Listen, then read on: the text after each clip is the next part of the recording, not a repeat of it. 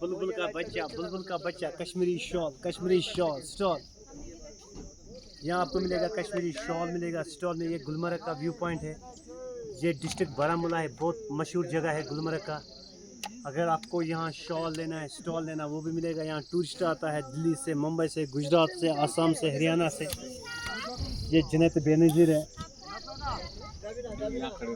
अरे फोटो निकाल तो हमारा अभी आता है, उधर रखो,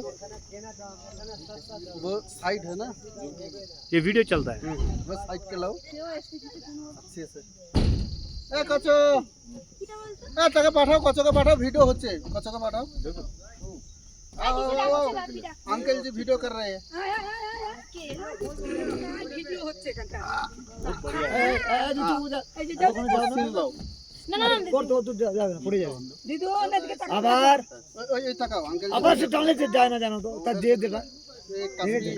ये उससे बहुत बेहतर है। हो जा। সে যদি মে হুটুরে করতে পারে নাকি একবারে সামনে ছাড়ে যাবে না। ও বুঝে না, ও যা বলে দিয়ে সেটা। ঠিক আছে। ভিডিও ये डबाना है। हाँ ठीक है। ছবি তুললে না না এটা ভিডিও হলো। Selfie stick